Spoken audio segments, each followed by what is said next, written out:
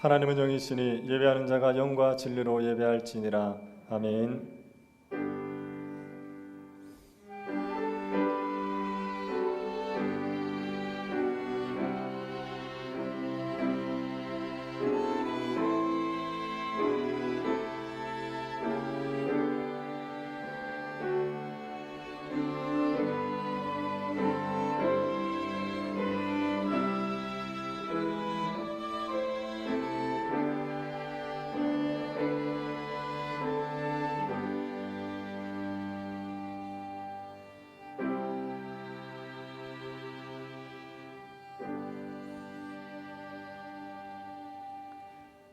자비하신 하나님께 감사를 드립니다. 명절을 은혜 안에서 보내고 주 안에서 한 가족 된 성도들이 함께 모여 예배하게 하심을 감사드립니다. 십자가 보혈을 의지하여 드리는 예배에 영광의 하나님이 함께하여 주옵소서. 성령의 역사로 하나님의 능력에 지극히 크심과 한없는 자비하심을 알게 하시고 예수 그리스도의 증인으로 살아갈 수 있을 힘을 덧입혀 주옵소서. 걸어가신 예수님 이름으로 기도드립니다. 아멘. 찬송가 15장 찬양하겠습니다.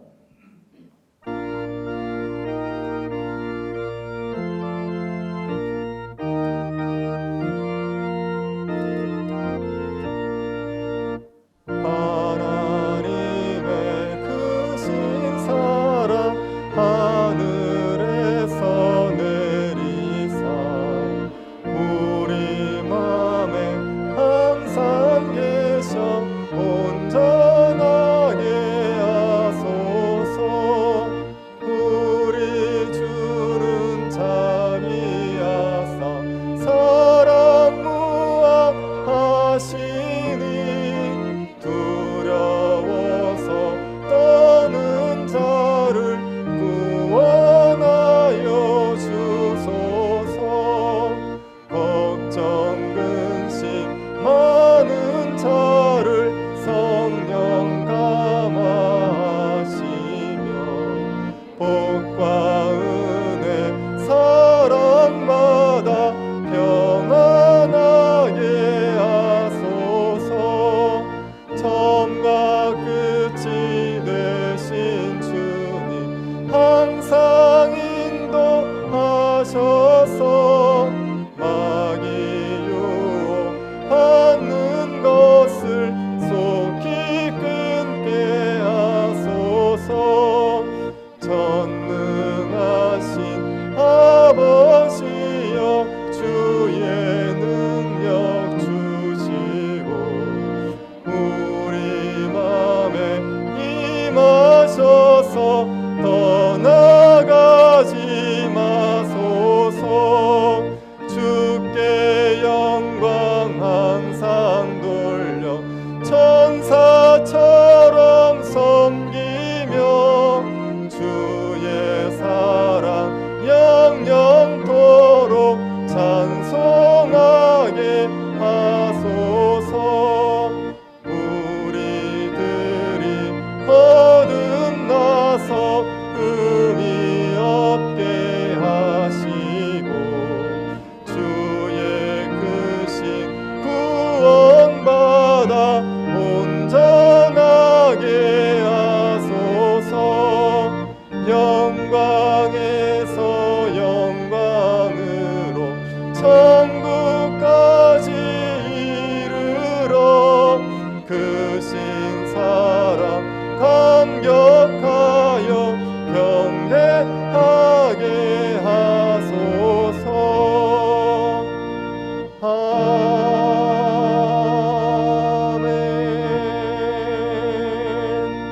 아멘. 사도신경으로 신앙 고백하겠습니다. 전능하사 천지를 만드신 하나님 아버지를 내가 믿사오며 그 외아들 우리 주 예수 그리스도를 믿사오니 이는 성령으로 잉태하사 동정녀 마리아에게 나시고 본디오 빌라도에게 고난을 받으사 십자가에 못 박혀 죽으시고 장사한 지 사흘 만에 죽은 자 가운데서 다시 살아나시며 하늘에 오르사 전능하신 하나님 우편에 앉아 계시다가 저리로서 산 자와 죽은 자를 심판하러 오시리라. 성령을 믿사오며 거룩한 공예와 성도가 서로 교통하는 것과 죄를 사하여 주시는 것과 몸이 다시 사는 것과 영원히 사는 것을 믿사옵나이다. 아멘. 최태원 장로님 기도하시겠습니다.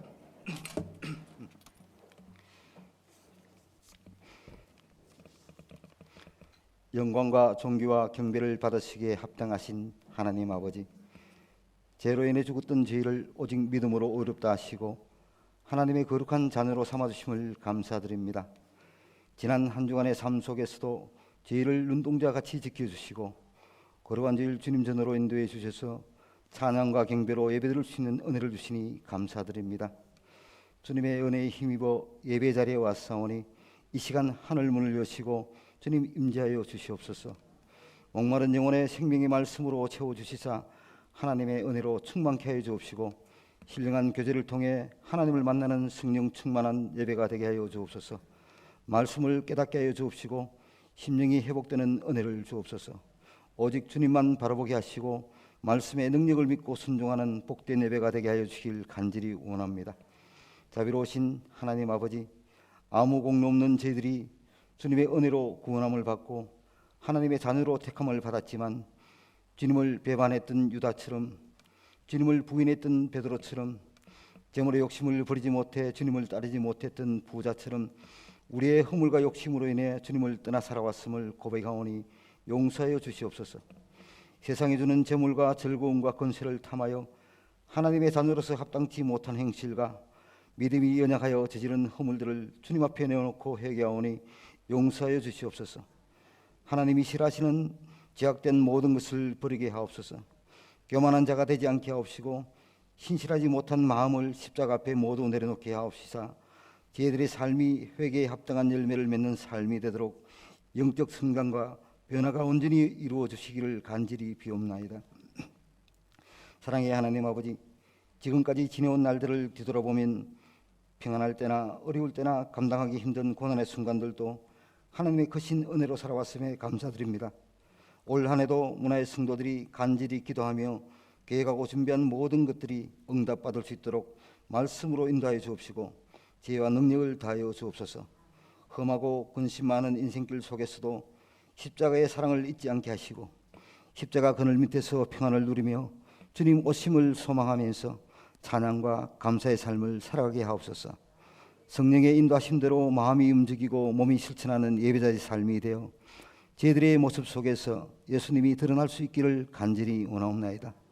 사랑과 은혜가 충만하신 하나님, 우리 교회를 사랑하시어 지금까지 인도해 주시니 참으로 감사드립니다. 주님께서 세워주신 이 교회가 하나님의 섭리에 합당한 구원 사역을 감당하는 교회가 되어 하나님의 영광을 높이는 교회가 되기를 소망합니다. 인생의 무거운 짐으로 고통받는 자와 갈 길을 몰라 헤매며 방황하는 자들에게 십자가의 사랑을 전하는 교회가 되게 하여 주옵시고 십자가의 능력으로 안식과 평안을 심어줄 수 있는 교회가 되게 하여 주옵소서. 이 땅에서도 천국의 기쁨을 누리는 교회가 되게 하여 주옵소서. 우리 교회가 말씀의 능력과 은혜를 삼하는 영적 열망이 충만케 하여 주옵소서. 말씀의 능력을 믿고 항상 겸손함으로 말씀 앞에 순종하는 교회가 되게 하여 주옵시고 기도의 간절함이 넘쳐나게 하시고 기도의 능력을 믿고 믿음의 기도를 통해 주님의 영광을 나타내는 교회가 되게 하여 주옵소서. 교회 공동체 안에서의 갈등과 어려운 문제도 주 안에서 한마음이 되어 말씀과 기도로 해결되는 지혜를 갖게 하여 주옵소서. 예배당 이전과 직분자를 세우는 일도 하나님의 뜻에 따라 이루어지도록 주님 간섭하여 주옵시고 가장 지혜로운 길로 인도하여 주옵소서. 말씀을 인도하시는 당회장 목사님에게 가르치는 은사를 다해 주옵시고 생명의 말씀을 선포할 수 있도록 지혜와 능력과 성령의 충만함을 주시길 원합니다. 생명수 같은 말씀이 넘쳐 흘러 말씀을 듣는 자마다 심령을 감동케 하시며 변화되게 하셔서 생명의 열매들을 풍성히 맺을 수 있도록 역사하여 주시옵소서. 가정에도 평안과 건강의 은총을 베풀어 주옵소서. 우리 교회 모든 교육자에게도 같은 은혜를 내려주시길 원합니다. 태국의 이목현 선교사님과 세계 각지의 선교사들을 성령의 능력으로 온갖 어려움과 질고에서 눈동자같이 지켜 주옵시고 그들의 기도와 헌신을 주님 기억하시자 선교지마다 성령의 역사가 불같이 일어나 생명의 열매를 풍성히 맺게 하여 주시길 원합니다. 사랑의 주님, 이 시간 참 소망이요 빛 되신 주님을 의지하며 간구하는 모든 기도를 들어주옵시고 응답하여 주시길 간절히 소망합니다. 코로나로 인해 힘든 삶의 현장에서 지쳐있는 성도들의 영역을 치유해 주시고 주님이 주시는 사랑과 위로로 다시 일어서는 은혜를 누리게 하여 주옵소서. 일상의 모든 것이 무너져 내 힘으로 할 수 있는 것이 아무것도 없을지라도 나는 여호와로 말미암아 즐거워하며 나의 구원의 하나님으로 말미암아 기뻐하리라는 하박국 선지자의 고백이 저희들의 고백이 되도록 주님이 함께하심을 믿으며 소망을 가지고 살아가도록 은혜 내려 주시옵소서. 취업난으로 인해 움츠러졌던 청년들을 주님의 위로하심으로 힘을 얻게 하시고 나라의 경제가 살아나 청년들이 행복하게 일할 수 있는 길이 열리게 하여 주옵소서. 특히 질병으로 인하여 주님의 치유의 손길을 바라는 성도들에게 주님 이 시간 은혜의 손길을 내리사 십자가의 능력으로 치유되며 마음이 위로받고 평안을 누리게 되는 역사가 일어나게 하여 주옵소서. 연로하신 어르신들의 육신의 불편함과 외로움도 주님의 사랑으로 위로받게 하옵시고 속사람이 날마다 강건케 되어 소망이 충만한 삶을 살아가게 하옵소서. 설날 연휴에도 코로나 전염병으로 인해 가족들과 함께하지 못한 아쉬움과 섭섭함이 있지만 말씀과 기도와 찬양 가운데 주님을 만나 위로받게 하시고 행여 믿지 않는 가족들도 주님께로 인도할 수 있도록 서로 사랑하고 위로하며 감사가 끊이지 않게 하셔서 주 안에서 화목한 가정이 되는 은혜를 경험하게 하여 주옵소서. 이 시간 선포되는 말씀을 통하여 하나님의 임재를 경험하게 하시고 주님의 뜻을 깨닫게 하시며 심령이 회복되고 새하늘과 새 땅의 소망을 갖게 하시어 한 주간 승리하는 삶을 살아가게 은혜 내려 주시옵소서. 예배를 위하여 수고하고 섬기는 이들을 주님 축복하여 주옵시고 지혜 예배를 기쁘게 받아 주옵시며 주님 홀로 영광 받으시옵소서. 우리를 구원하신 예수 그리스도의 이름으로 기도드리옵나이다. 아멘.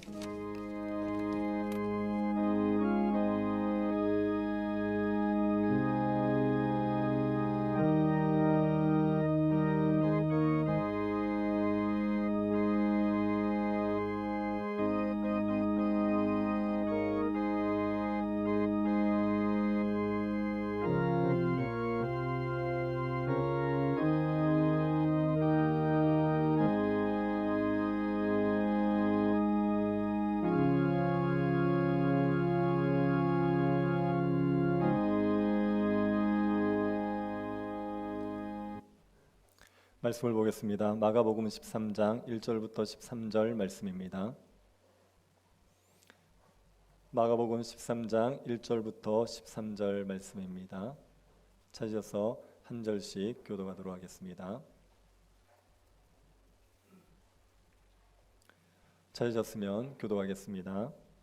예수께서 성전에서 나가실 때에 제자 중 하나가 이르되 선생님이여 보소서 이 돌들이 어떠하며 이 건물들이 어떠하니까.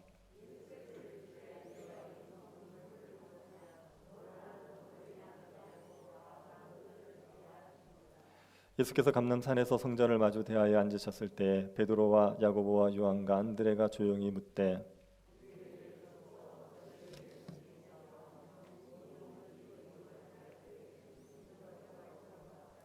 예수께서 이르시되 너희가 사람의 미혹을 받지 않도록 주의하라.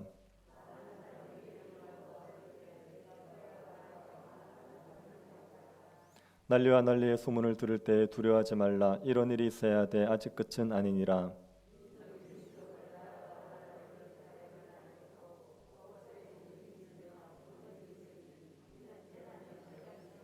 너희는 스스로 조심하라. 사람들이 너희를 공회에 넘겨주겠고 너희를 회당에서 매질하겠으며 나로 말미암아 너희가 권력자들과 임금들 앞에 서리니 이는 그들에게 증거가 되려 함이라.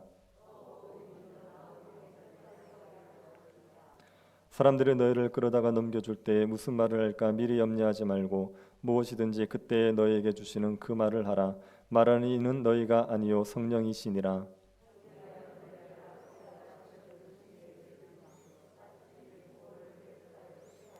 같이 보겠습니다. 또 너희가 내 이름으로 말미암아 모든 사람에게 미움을 받을 것이나 끝까지 건지는 자는 구원을 받으리라. 아멘. 2013년도에 방글라데시에서 끔찍한 사고가 있었습니다. 방글라데시 수도 인근 사바르에서 9층짜리 빌딩이 무너지는 사고가 있었습니다. 이 빌딩은 처음에는 4층으로 지어졌습니다. 그런데 허가를 받지 않은 무허가 건물입니다. 무허가 건물로 지어졌지만 부실하게 짓지는 않았습니다. 곧 무너질 정도로 지은 건 아닙니다. 나름대로 튼튼하게 지었는데 이 건물주가 욕심을 부립니다. 4층짜리 위에다가 9층까지 증축을 해버립니다. 기초보건공사를 하고 건축 허가를 받아야 되는데 처음 지을 때부터 무허가로 지었으니까 허가를 받지 않았죠. 기초보강공사도 하지 않았습니다. 그래서 출근하는 시간에 건물이 갑자기 무너졌습니다. 이 사고로 1129명이 목숨을 잃었습니다. 이 참사는 피할 수 있는 기회가 있었습니다. 이 건물이 붕괴하기 전에 붕괴될 조짐들이 있었습니다. 건물 외벽에 금이 가기 시작했고 건물 내부에도 곳곳에 균열이 있었습니다. 기둥에 시멘트가 떨어지는 일들도 있었습니다. 그런 것을 보고 건물을 설계하고 건물을 관리하던 건축기사가 건물주에게 붕괴 위험이 있으니까 사람들을 대피시켜야 된다, 그렇게 얘기했습니다. 그런데 그것을 무시합니다, 건물주가. 그리고 붕괴가 있던 그날 아침에도 경찰이 와서 건물이 위험하니 사람들을 대피시키라 했습니다. 하지만 건물주가 그것을 무시하고 그대로 방치했다가 건물이 붕괴해서 1000명 넘는 사람들이 목숨을 잃게 되었습니다. 부실한 건물이 붕괴하기 전에는 붕괴의 징조가 있기 마련입니다. 건물이 곧 붕괴될 것을 알 수 있는 징조가 있습니다. 징조를 알고 미리 대비하면 참사를 피할 수가 있습니다. 공동체가 붕괴하기 전에도 붕괴의 조짐이 있습니다. 어떤 회사가 망하기 전에 망할 조짐들이 있게 되지요. 한 도시가 망하기 전에도 망할 만한 조짐들, 징조들이 있습니다. 나라가 망할 때도 망할 징조들이 있죠. 예수님께서 이런 징조를 우리에게 알려주신 게 오늘 본문의 내용입니다. 예수님께서는 두 가지의 징조를 알려주십니다. 예루살렘이 멸망할 때 어떤 징조가 있을지, 그리고 세상이 멸망할 때 어떤 징조가 있을지를 알려주십니다. 예루살렘이 부실한 건물 같았습니다. 예루살렘은 하나님의 백성답게 합당하게 열매를 맺지 못했죠. 그래서 곧 무너질 것 같은 부실한 건물 같았습니다. 그 예루살렘이 무너질 때, 멸망당할 때 그때 어떤 일이 일어나는지 그것을 알려주셨습니다. 그리고 세상도 죄로 말미암아 멸망의 길을 걸어가고 있는 겁니다. 이 멸망받을 세상이 언제 어떻게 무슨 일로 망하게 될지를 우리에게 알려주십니다. 세상 멸망의 징조도 알려주시는 겁니다.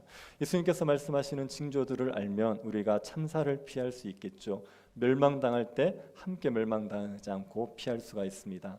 예수님께서 말씀하신 징조는 어떤 것입니까? 예수님께서 제자들에게 이 징조를 말씀하시는데 그 배경이 어떠냐면 제자들이 예루살렘 성전을 보고 경탄을 하게 됩니다. 예루살렘 성전을 보고 경탄할 그때 예수님께서 멸망에 대한 이야기를 하십니다. 예루살렘 성전을 보고 제자들이 이렇게 말하죠. 예수께서 성전에서 나가실 때 제자 중 하나가 이르되 선생님이여 보소서 이 돌들이 어떠하며 이 건물들이 어떠하니까. 제자들이 이 돌들이 어떠합니까? 이 건물들이 어떠합니까? 이렇게 얘기했습니다. 예루살렘 성전을 제자들이 이때 처음 본 건 아닙니다. 이미 여러 번 봤지요. 그렇지만 예루살렘 성전은 볼 때마다 경탄을 불러일으킵니다. 그 웅장함과 그 화려함은 보는 사람들로 말미암아 감탄을 하게 만듭니다. 예루살렘 성전에 돌이 있는데 그 돌들이 엄청난 규모의 돌들이 있었습니다. 요세푸스라는 역사가가 기록한 바에 따르면 어떤 돌은 돌 하나의 길이가 45규빗입니다. 그리고 너비가 6규빗, 높이가 5규빗입니다. 45규빗이라고 얘기하면요 20m가 넘습니다. 돌 하나가 20m가 넘는 짜리가 있었습니다. 그리고 20세기 후반에 실제 발굴을 했을 때 어떤 돌은 길이가 12m였습니다. 너비가 4m, 높이가 3m입니다. 이 돌의 무게가 600톤이었습니다. 600톤짜리 돌이 성전에 박혀 있는 거죠. 그러니 그런 웅장한 돌들을 보면서 얼마나 사람들이 감탄을 했겠습니까? 그리고 예루살렘 성전은 굉장히 화려하게 지어졌습니다. 성전의 지붕이 금으로 도금이 되어 있습니다. 아침에 해가 딱 떠오르면 그 금에 햇볕이 반사가 되는 거죠. 그래서 성전을 쳐다보고 있으면 눈부셔서 보지 못할 정도로 그렇게 화려했습니다. 랍비들은 예루살렘 성전을 못 본 사람들은 정말 화려한 건축물을 못 봤다고 얘기했습니다. 예루살렘 전체를 보지 못한 사람들은 이 세상에서 제일 화려하게 지은 그런 건축물을 못 본 거다, 그렇게 얘기할 정도로 성전이 화려했습니다. 그러니까 제자들이 그 성전을 보고 이 돌들이 어떠합니까? 이 건물이 어떠합니까? 그렇게 감탄을 한 거지요. 예수님이 거기에 대해서 뭐라고 하십니까? 2절을 보십시오. 예수께서 이르시되 내가 이 큰 건물들을 보느냐 돌 하나도 돌 위에 남지 않고 다 무너뜨려지리라 하시니라. 성전에 돌 하나 돌 위에 남지 않고 무너지게 될 거라고 얘기하고 있습니다. 예수님께서 성전이 완전히 파괴될 것이라고 얘기합니다. 그 견고해 보이고 화려해 보이는 성전이 무너집니다. 예수님이 성전의 멸망을 이야기하신 이유는 아시지요? 예루살렘 성전은 만민의 기도하는 집이 되지 못했습니다. 강도의 구열이 되었습니다. 하나님께서 주시는 은혜를 풍성히 받았음에도 불구하고 하나님께 합당한 열매는 드리지 않았지요. 그 예루살렘 사람들을 회개하도록 하기 위해서 예수님께서 오셨는데 그 예수님마저도 배척하고 예수님을 죽이는 겁니다. 그 죄 때문에 예루살렘이 멸망을 받게 되는 겁니다. 예수님께서 예루살렘 멸망을 예언하자 제자들이 예루살렘 멸망 전에 어떤 징조가 있을지를 묻게 됩니다. 4절 한번 보십시오. 우리에게 이루소서 어느 때에 이런 일이 있겠사오며 이 모든 일이 이루어지려 할 때에 무슨 징조가 있사오리이까. 제자들이 어느 때에 이런 일이 있겠습니까? 이 모든 일이 이루어지려 할 때 무슨 징조가 있겠습니까? 이렇게 물었습니다. 여기에 어느 때에 이런 일 할 때 이런 일은 성전이 멸망당하는 일을 말하는 겁니다. 그런데 이 모든 일이 이루어지려 할 때라고 얘기하면서 이 모든 일이라는 걸 덧붙이지요. 그래서 앞에 이런 일은 예루살렘 성전이 멸망할 때를 말하는 거고 뒤에 있는 모든 일은 무엇을 얘기하는 것인지 해석이 좀 필요합니다. 이 모든 일도 예루살렘 성전에 멸망하는 일만을 얘기한다 그러면 이런 일이나 모든 일은 같은 이야기입니다. 그런데 예수님께서 대답하신 것을 보면은요, 예루살렘 성전의 멸망만을 이야기하지 않으세요. 세상의 멸망도 같이 이야기하십니다. 그래서 여기서 제자들이 모든 일이 이루어지려 할 때 말하는 모든 일은 예루살렘 성전의 멸망, 거기에다 더해서 세상의 끝날, 세상의 마지막 날, 그때 있을 일까지도 다 같이 물어보는 겁니다. 이것은 마태복음을 보면 좀 분명하게 알 수 있습니다. 마태복음 24장 3절에 이렇게 되어 있습니다. 예수께서 감람산 위에 앉으셨을 때에 제자들이 조용히 와서 이르되 우리에게 이르소서 어느 때에 이런 일이 있겠사오며 또 주의 임하심과 세상 끝에는 무슨 징조가 있사오리이까. 여기에 보면 어느 때에 이런 일이, 이것은 성전이 파괴되는 일을 말하는 겁니다. 그 일과 더불어서 주님의 임하심과 세상 끝날에 있을 징조가 무엇입니까? 이 두 가지를 예수님의 제자들이 물은 겁니다. 예수님께서 성전의 파괴, 성전의 멸망을 이야기하셨는데 제자들은 예수님의 세상의 끝날 때까지 같이 두 가지를 물어보지요. 그렇게 되는 이유는 유대인들의 사고에는 성전의 멸망과 세상의 종말이 결합되어 있습니다. 성전이 멸망한다, 세상이 멸망한다는 징조로 봅니다. 그래서 성전이 예수님이 무너진다고 말씀하셨을 때 성전 멸망의 징조가 무엇입니까? 세상 끝날의 징조가 무엇입니까? 이 두 가지를 제자들이 물어본 겁니다. 여기에 대해서 예수님께서 답을 주시는 게 13장 전체의 내용입니다. 13장 보시면 예수님께서 먼저 마지막 때의 징조에 대해서 얘기합니다. 그것이 1절부터 13절까지의 내용이 마지막 때의 징조에 대한 이야기입니다. 그리고 14장부터 23장은 14절부터 23절은 예루살렘 멸망에 대한 예언입니다. 거기에 24절부터 27절은 예수님의 재림에 대한 이야기입니다. 그리고 28절부터 37절은 재림의 때를 사는 신자들의 자세에 대한 이야기입니다. 그래서 예수님께서 마지막 때에 있을 징조들, 그리고 예루살렘 멸망에 대한 이야기, 예수님의 재림에 대한 이야기, 신자들이 어떻게 살아야 되는 이야기를 하게 되십니다. 우리는 오늘 마지막 때의 징조에 대해서만 한번 살펴보겠습니다. 마지막 때에 일어날 징조는 어떤 것이 있습니까? 예수님께서 하신 말씀을 우리가 구분 지어보면 세 가지의 징조가 여기에 있습니다. 첫 번째는 세상이 고통을 겪게 되어 있습니다. 7절 한번 보십시오. 난리와 난리의 소문을 들을 때에 두려워하지 말라. 이런 일이 있어야 돼. 아직 끝은 아니니라. 난리와 난리의 소문, 이건 전쟁의 소문을 말합니다. 전쟁의 소문은 들리는 것만 해도 사람을 두렵게 만듭니다. 실제 전쟁이 일어나지 않더라도 전쟁의 소문만으로도 우리들은 얼마든지 두려워할 수 있죠. 그래서 세상이 전쟁의 소문 때문에 두려워하게 됩니다. 그리고 실제 전쟁이 일어나지요. 8절 상반절 보십시오. 민족이 민족을, 나라가 나라를 대적하여 일어나겠고, 민족 간의 전쟁이 있습니다. 또 나라 간의 전쟁도 있습니다. 종말의 때, 마지막 때가 되면 전쟁이 끊임없이 일어나게 됩니다. 여기에 자연재해도 있습니다. 8절 하반절입니다. 곳곳에 지진이 있으며 기근이 있으리니 이는 재난의 시작이니라. 지진, 기근, 이런 자연재해들이 있게 됩니다. 마지막 때가 되면 세상에는 전쟁, 지진, 기근, 이런 재앙들로 말미암아 세상이 고통을 겪게 되는 겁니다. 이게 마지막 날에 있을 첫 번째 징조입니다. 두 번째 징조는 신자들이 고통을 겪는다는 겁니다. 5절 6절 한번 보시겠습니까? 예수께서 이르시되 너희가 사람의 미혹을 받지 않도록 주의하라. 많은 사람이 내 이름으로 와서 이르되 내가 그러하여 많은 사람을 미혹하리라. 마지막 때가 되면 미혹하는 자들이 등장해요. 이들이 신자들을 미혹하게 됩니다. 미혹한다는 단어는요, 사람들이 길을 잃어버리게 만든다는 단어입니다. 사람들이 죄를 조금 짓게 만든다, 이 정도가 아니라 진리에서 벗어나서 길을 완전히 잃어버리게 만드는 것, 그걸 가리켜서 미혹한다, 이렇게 얘기합니다. 미혹하는 자들이 등장하게 되지요. 예수님께서 신자들에게 그런 미혹하는 자를 조심하라 그래요. 왜냐하면 세상이 요동칠 때, 전쟁과 기근과 그리고 지진의 이야기, 소식들이 끊임없이 밀려오고 세상이 요동치면요, 사람들은 미혹하는 자에 넘어가기가 쉽습니다. 평안할 때는 이런 미혹하는 자들이 얘기를 해도 잘 귀를 기울이지 않죠. 그런데 불안정해 보십시오. 불안해 보십시오. 그러면 미혹하는 자들의 말에 혹하게 되어서 넘어가기가 쉬워집니다. 이단에 빠지는 사람들이 있습니다. 교회를 잘 다니다가도 이단에 들어가시는 분들이 있죠. 그런 분들을 보면요, 개인적으로 불안하고 힘든 때가 많습니다. 그냥 평안하게 신앙생활 잘하고 있는데 이단에 잘 넘어가지 않아요. 개인적으로 어려움이 있고 삶에 고난이 있는데도 불구하고 교회에서 이게 잘 해결이 안 되는 겁니다. 그러다가 이단들의 가르침을 들어보면 뭔가 새로운 것 같은 마음 때문에 이단의 미혹에 대해서 넘어갈 수가 있죠. 그래서 요동칠 때 사람들의 미혹을 잘 받습니다.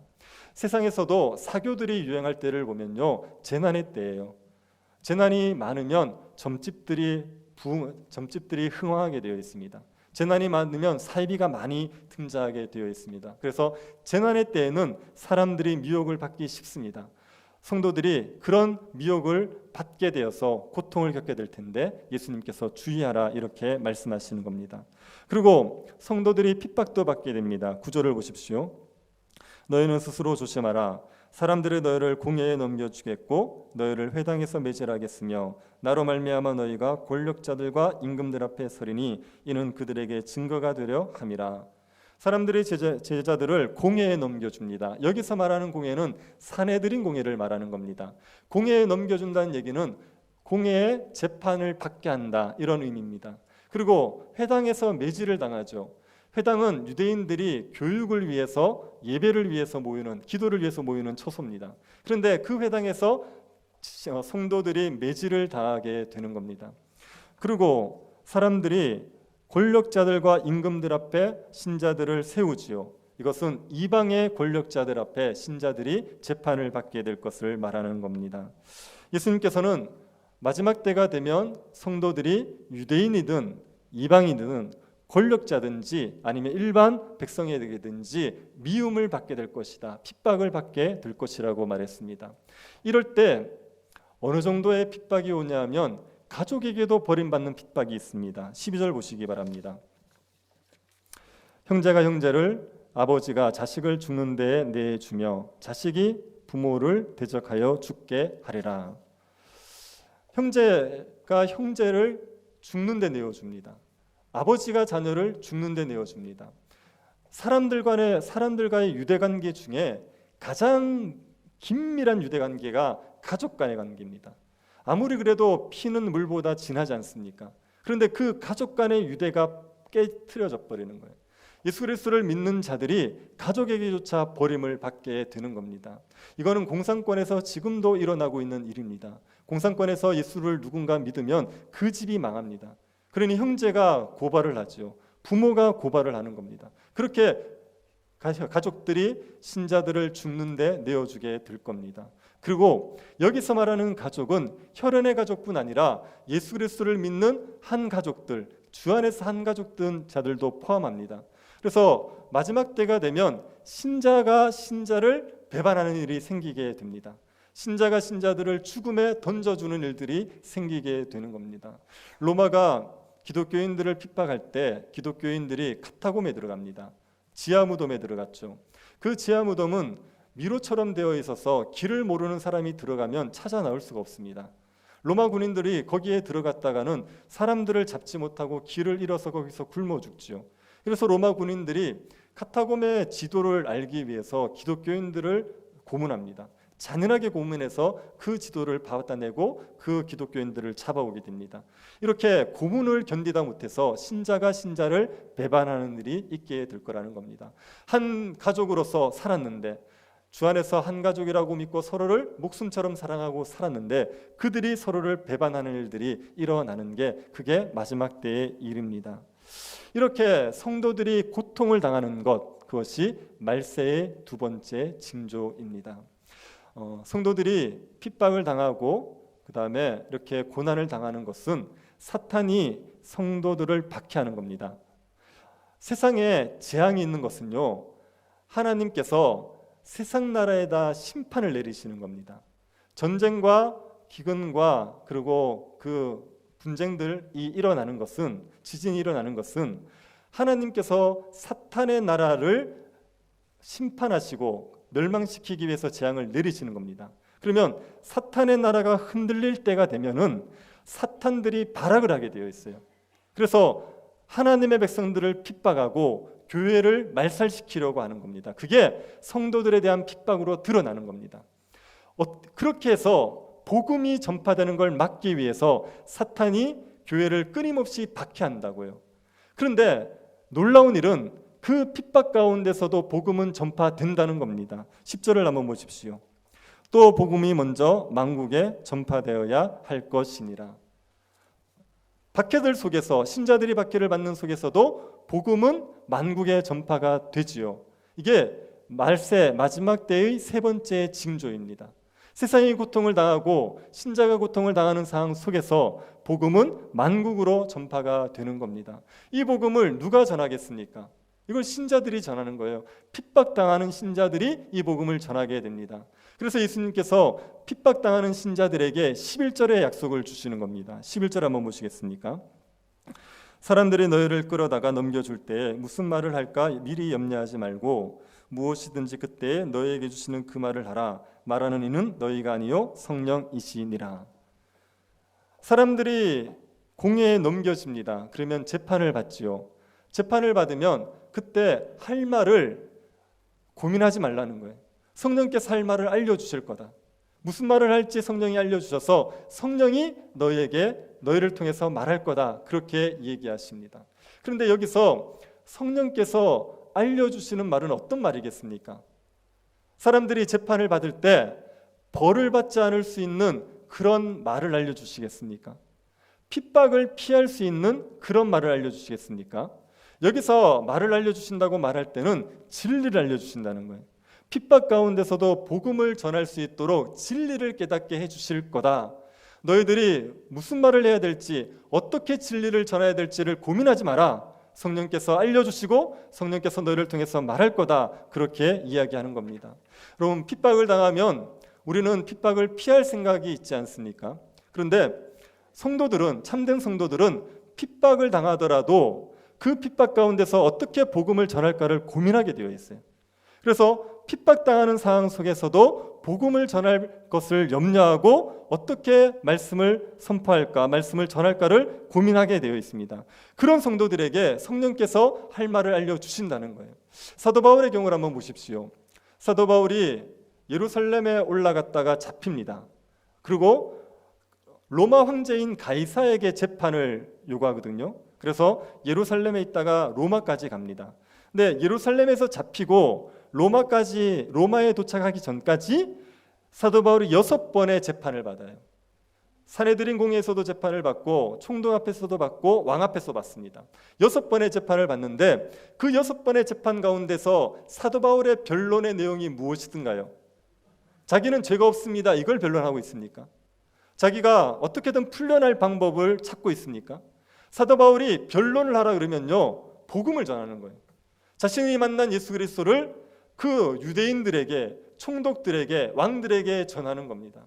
그래서 사도 바울이 아그리빠 왕 앞에서 한번 변론할 때 아그리빠 왕이 사도 바울에게 그렇게 얘기하지요. 네가 적은 말로 나를 권하여서 그리스도인 되게 하려느냐. 사도 바울이 아그리빠 왕 앞에서 변론을 해야 되는데 자기가 다메섹 도상에서 예수님을 만났던 이야기를 하는 거예요. 그리고 예수 그리스도의 부활을 얘기하고 죽은 자의 부활을 얘기하는 겁니다. 그러니까 아그리빠 왕이 아니 변론을 하라 그러는데 왜 전도를 하냐고 그렇게 얘기하는 겁니다. 사도 바울은 그 핍박 가운데서, 그 재판받는 가운데서 자기가 어떻게 벌을 피할까 이 고민을 하지 않습니다. 복음을 전할 고민을 하는 거죠. 성도들이 그렇게 될 거라는 거예요. 참된 성도들은 핍박을 받는 상황 속에서도 어떻게 복음을 전할까를 고민하게 될 겁니다. 그때 성령께서 지혜를 주시는 거예요. 아니 그때 무슨 핍박 속에서 설교를 준비합니까? 핍박 속에서 어떻게 복음 전도를 준비할 수 있겠습니까? 그러니 그런 거 염려하지 마라. 내가 그 핍박 가운데 함께하여서 너희들에게 진리를 바르게 전할 수 있게 해주겠다. 고민하지 않아도 성령으로 말미암아 진리를 바르게 선포할 수 있게 해주겠다. 그렇게 약속하시는 겁니다. 어떤 이상한 목사님들이 가끔 요 구절 가지고 설교 준비를 안 하는 근거 구절로 삼는 분들이 있습니다. 누구 앞에 서더라도 성령께서 할 말을 알려줄 거다 이렇게 약속하지 않느냐. 그러니까 내가 강단에 섰을 때 성령께서 주시는 말씀을 전할 거다 이렇게 하시는 분들이 있습니다. 그런데 이 구절은 설교자의 게으름을 덮을 명분으로 쓰라고 주신 구절이 아닙니다. 이거는 핍박 가운데 성도들이 복음을 전할 수 있도록 해주겠다는 약속이지 설교를 준비하지 않아도 성령께서 알아서 말씀을 주시겠다 이런 말씀이 아닙니다. 핍박이 있을 때도 진리를 분별하고 바르게 선포할 수 있도록 성령이 도와주시는 거죠. 그래서 이 성령 때문에 박해가 있는데 복음은 전파가 되게 되는 겁니다. 예수님께서 마지막 때의 징조를 세 가지를 얘기하신 거예요. 세상이 고통을 겪습니다. 전쟁의 소문, 전쟁, 지진, 기근 이것으로 고통을 겪습니다. 그리고 두 번째는 신자들이 고통을 겪게 됩니다. 미혹하는 자들로 말미암아, 그리고 박해로 말미암아, 가족들에게 버림당함으로 신자들이 고통을 겪게 될 것입니다. 그럼에도 불구하고 복음은 전파됩니다. 복음은 천하만국에 전파됩니다. 이게 마지막 때에 있을 징조입니다. 그런데 여러분, 예수님께서 말씀하신 이 징조는 언제 있는 거죠? 마지막 때라고 얘기하면 이 마지막 때는 언제가 마지막 때입니까? 예수님께서 재림하시기 바로 전이 마지막 때입니까? 여기서 마지막 때라고 얘기하는 종말은요, 예수 그리스도가 이 땅에 오시고 나서 예수 그리스도가 다시 오실 때 그 사회를 가리켜서 종말 이렇게 얘기합니다. 예수님이 오시면서 이 땅의 종말이 시작된 거예요. 그리고 예수 그리스도가 다시 오시면 이 땅의 종말이 완성되는 겁니다. 그래서 예수님의 초림부터 재림까지가 종말입니다. 이 마지막 때라고 얘기하는 것은요, 이 세상이 끝난다는 거예요. 예수 그리스도 사탄이 왕으로 다는 공중 권세 잡은 자 사탄이 힘을 쓰는 그 세상이 끝난다는 의미에서 종말입니다. 그래서 예수님이 땅에 오시면서 종말이 시작되고 그리고 예수님이 다시 오실 때 이 세상이 끝나버리게 되는 겁니다. 그래서 마지막 때의 징조라고 말하는 이것은 언제 있는 겁니까? 그러면 지금 있는 거예요. 지금 우리가 종말을 살아가고 있는 거고요. 지금 우리의 삶들 속에서 이 징조들이 지금 다 일어나고 있는 겁니다. 여러분, 예수님이 예루살렘의 종말을 얘기하셨거든요. 그 전에도 이 세 가지 징조는 나타났었어요. 예루살렘이 멸망하기 전에 난리의 소문들이 있었습니다. 예루살렘이 AD 70년에 멸망합니다. AD 68년에 무슨 일이 있냐면 네로가 죽어버려요. 네로 황제가. 그래서 네로 황제가 죽으면서 로마가 굉장히 소란스러워졌습니다. 난리의 소문들이 있었고 그리고 전쟁들이 그때도 끊임없이 있었습니다. 지진이 있었어요. AD 63년에 폼페이에 대지진이 있었습니다. 기근도 있었습니다. 사도행전 11장을 보면은 그 로마 황제 글라우디오 때 지진이 있었다는 게 기록이 되어 있습니다. 그때가 AD 44년에서 47년입니다. 그래서 예루살렘 멸망 전에 예수님께서 말씀하셨던 이런 징조들이 있습니다. 성도들이 핍박을 받지요. 복음을 전하다가 수많은 사람들이 핍박받은 이야기가 사도행전에 기록되어 있습니다. 그럼에도 불구하고 복음이 전파된다고요. 그래서 예루살렘 멸망 전에 예수님께서 말씀하셨던 이런 징조들이 있습니다. 그런데 이 징조는 지금 종말을 살아가는 우리가 지금 현재 보고 있는 징조들이에요. 지금 얼마나 전쟁의 소문들이 많이 있습니까? 분쟁에 대한 분쟁 지역들, 분쟁이 일어날 수 있는 지역들이 세상에 굉장히 많이 있죠. 우리나라도 전쟁이 일어날 수 있는 지역 중에 하나입니다. 중국과 대만이 전쟁을 일으킬 수 있죠. 그리고 중국과 인도, 인도와 파키스탄, 중국과 이런 나라들이 분쟁이 일어날 수 있습니다. 그런 전쟁의 소문들이 있죠. 실제로 전쟁이 일어나는 곳도 있습니다. 예멘이나 시리아들은 지금 내전에 휩쓸려서 끊임없이 전쟁하고 있습니다. 이스라엘과 팔레스타인 땅도 전쟁을 하고 있지요. 이런 상황에서 지진의 이야기는 얼마나 많습니까? 기근의 이야기는 얼마나 많습니까? 이게 지금 예수님께서 말씀하셨던 그 징조들이 이루어지고 있는 겁니다.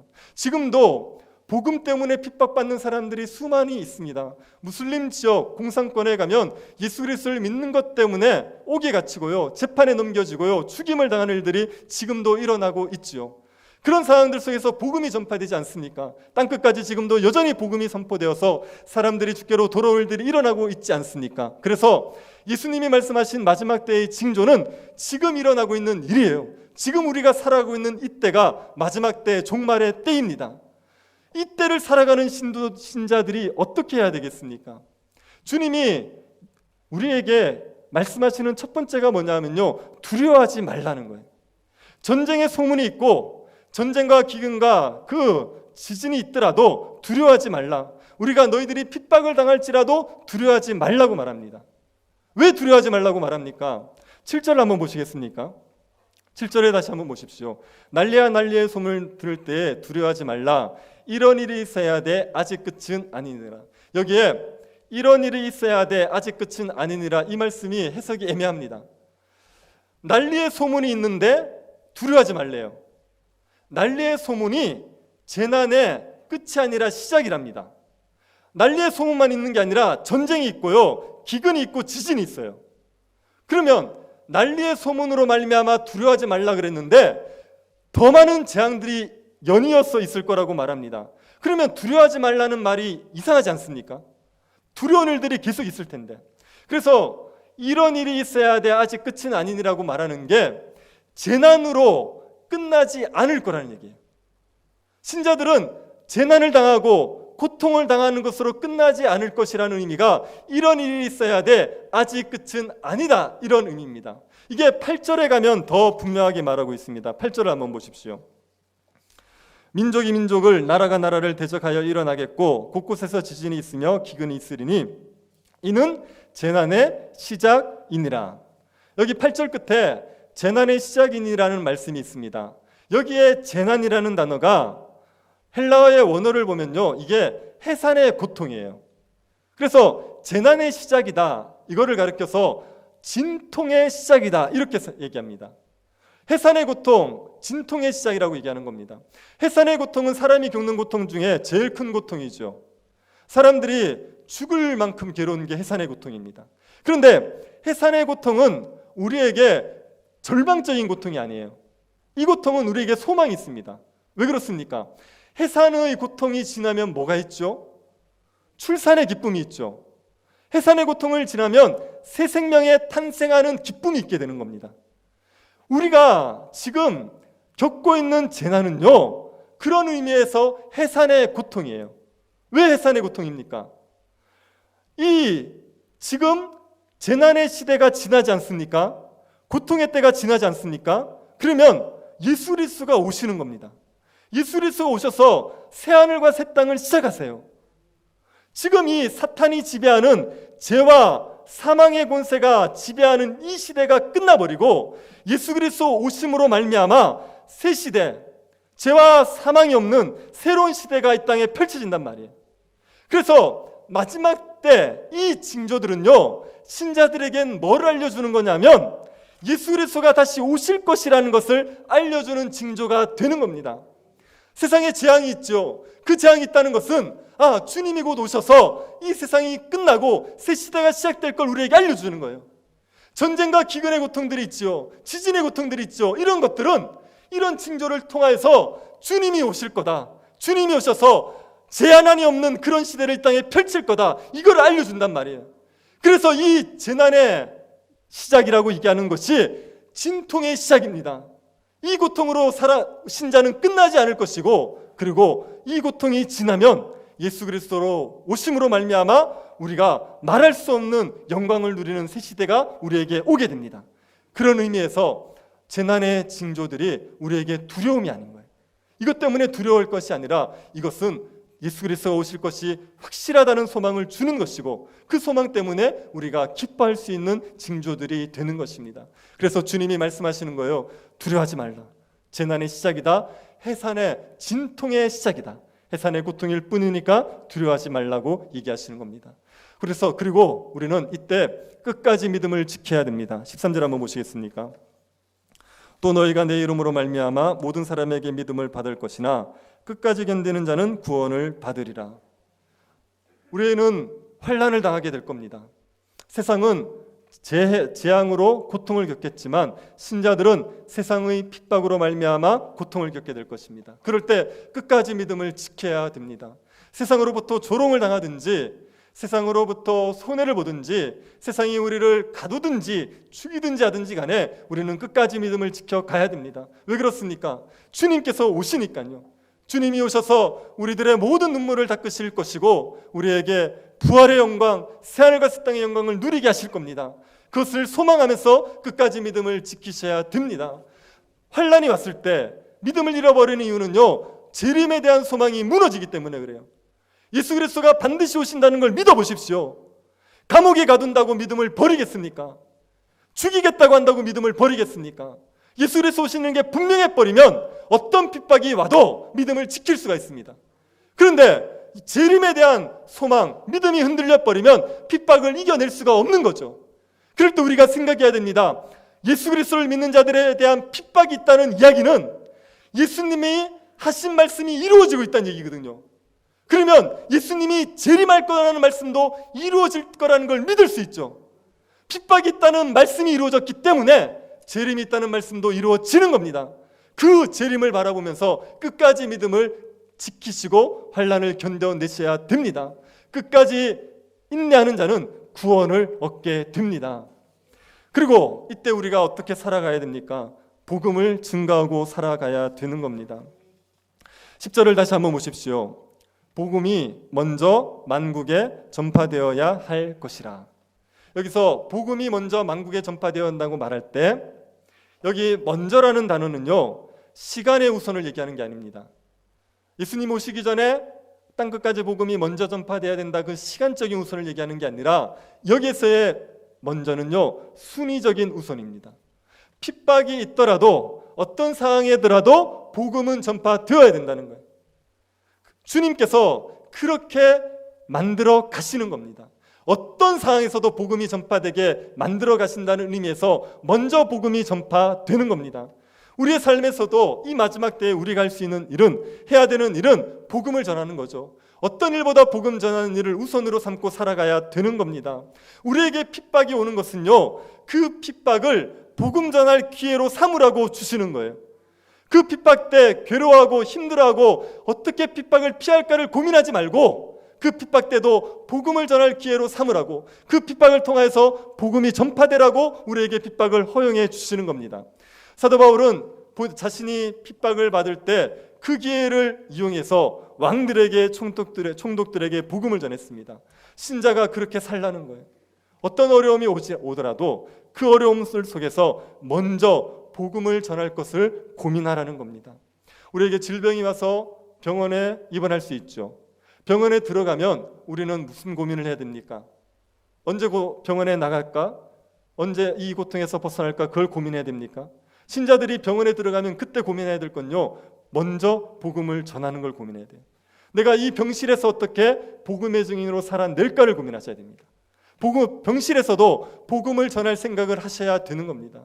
그런 분들이 있더군요. 병원에 들어가시면 거기에서 옆에 있는 환자들에게 끊임없이 복음 전해서 그 사람들 예수 교회 오도록 만드는 그런 분들이 있거든요. 그렇게 사는 겁니다. 우리에게 환난이 왔을 때 그 환난을 전도의 기회로 삼아서 어떻게든 복음을 영화롭게 하며 사는 것, 그것이 마지막 때를 살아가는 신자들의 삶의 모습입니다. 그렇게 살아가면 우리에게 성령께서 할 말을 주신다는 거예요. 우리에게 어떻게 복음을 전해야 할지 지혜를 주신다고 얘기하는 겁니다. 상황이 어렵고 힘들어도 복음을 얼마든지 전할 수 있도록 만들어 주신다고 약속하고 계시는 겁니다. 여러분, 세상의 징조들, 마지막 날의 징조들을 보실 때마다 예수 그리스도께서 재림하실 것이라는 확실한 믿음을 가지시기를 바랍니다. 전쟁의 소문이 들릴 때마다 전쟁을 그쳐버리고 평화를 이루실 그 주님이 오실 것을 바라보십시오. 지진의 소문이 있을 때마다, 지진이 일어날 때마다 흔들리지 않는 주님의 나라가 이 땅에 펼쳐질 것을 믿으시기를 바랍니다. 기근이 있다는 이야기를 들을 때, 기근이 우리의 삶에 혹시라도 오게 되면요, 다시는 줄이지 않고 다시는 목마르지 않는 새하늘과 새 땅이 우리에게 주어질 것을 믿으시기를 바랍니다.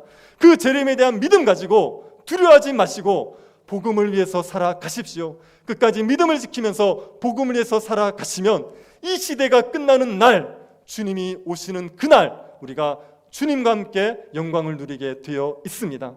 새하늘과 새 땅의 영광 바라보시면서 이 마지막 때에 복음의 증인으로 살아가는 주의 백성들이 될 수 있기를 간절히 바랍니다. 하나님 아버지, 우리를 주의 백성 삼아 주신 것을 감사드립니다. 세상의 끝날이 가까이 오고 있는 이 징조들 때문에 우리가 두려워하지 말게 하여 주시고, 세상의 마지막 날에 징조가 있다는 것이 주님의 재림이 있다는 것을 확신할 수 있는 믿음의 수단이 되게 도와 주옵소서. 주의 재림 바라보고 끝까지 믿음을 지키게 하여 주시고 복음의 증인으로 살아갈 수 있도록 은혜 베풀어 주옵소서. 걸어가신 예수님 이름으로 기도드립니다. 아멘. 찬송가 336장 부르시면서 봉헌하도록 하겠습니다.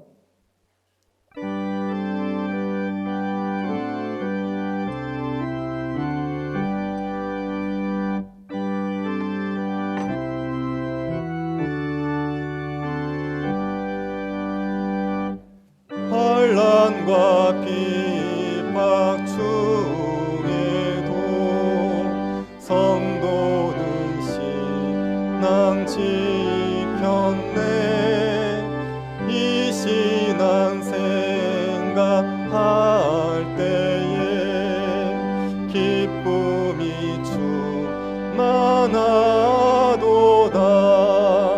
성도의 신앙 따라서 죽도록 충성하겠네. 혹중에 매인 성도나 양심은 자유 얻었네. 우리도 고난 받으면 죽어도 영원 되도다. 성도의 신앙 따라서 죽도록 충성하겠네. 성도의 신앙 본받아 원수도 사랑하겠네. 인자 너로 행실로 이 신앙 전하리라. 성도의 신앙 따라서 죽도록 충성하겠네.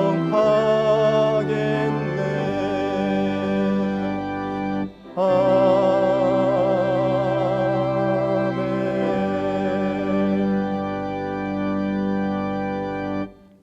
예수 그리스도 안에서 줄이지 않고 목마르지 않는 삶을 살아가게 하신 하나님께 감사드립니다. 매일 일용할 양식을 공급하셔서 우리의 나그네 삶을 책임져 주심도 감사드립니다. 주 앞에 감사함으로 드리는 손길에 복을 더하여 주셔서 선한 일에 부여하게 하여 주옵소서. 먹든지 마시든지 무엇을 하든지 하나님의 영광을 위해서 살아가는 모든 백성들에게 염려 없이 살아갈 수 있을 은혜를 허락하여 주옵소서. 코로나19로 고통받는 이 땅을 긍휼히 여겨주시고 치유와 회복의 역사가 일어나게 하옵소서. 모든 성도들의 가정이 주의 은혜로 평강하게 하시고 복의 통로가 될 수 있도록 은혜 베풀어 주옵소서. 거룩하신 예수님 이름으로 기도드립니다. 아멘. 장로님 나오셔서 권고하시겠습니다. 새로 오신 분이나 여행중 오신 분들을 환영합니다. 새가족 등록을 하실 분은 교육자에게 말씀해 주시기 바랍니다. 교회 소식 알려드리겠습니다. 주일학교 겨울사역이 2월 21일 다음 주부터 3월 7일까지 3주간 주일에 진행됩니다. 이를 위해 많이 기도해 주시기 바랍니다. 이번 주 금요일에는 주일학교 겨울사역을 위한 특별 금요기도로 드립니다. 다음 주일은 장학주일로 지킵니다. 장학위원회 모임입니다. 오늘 2부 예배 후에 12시 15분에 아셀에서 장학위원회로 모이겠습니다. 장학위원들은 꼭 참석해 주시기 바랍니다. 예배 오실 때는 출석체크용 교인증을 지참하셔서 삼청너비에서 출석체크를 해주시기 바랍니다. 교인증이 없으신 분은 교육자에게 문의해 주시기 바랍니다. 이상입니다. 새가족 등록이 있습니다. 박옥련 성도님 자리에서 한번 일어서 주시기 바랍니다. 손미정 성도님 자리에서 일어서 주시기 바랍니다. 두 분 오늘 등록하셨는데 우리 박수로 환영하도록 하겠습니다. 다 같이 일어나셔서 주기도문송 찬송하고 축도 예배를 마치겠습니다.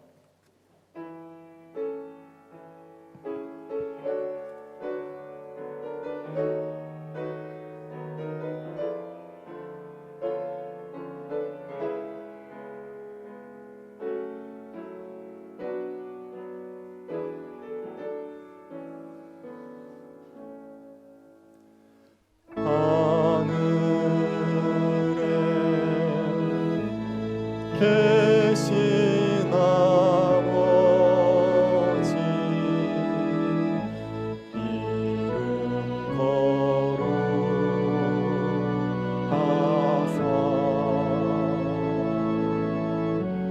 주님 나라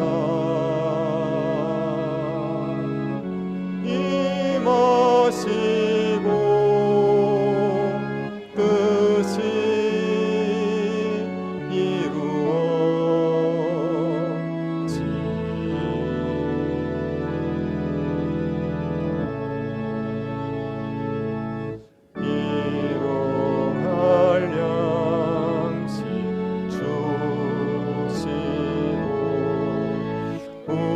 우리들의 큰 죄 다 용서하옵시고 또 시험에 들게 마시고 악에서 구원하소서. 대개 주의 나라 주의 권세 주의 영광 영원히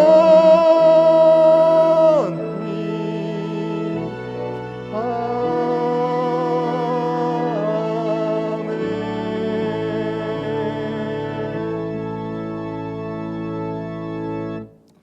지금은 우리 주 예수 그리스도의 은혜와 하나님의 사랑과 성령의 교통 이루하심이 사랑하는 주의 백성들의 머리 위에 지금으로부터 영원토록 함께 있을지어다. 아멘.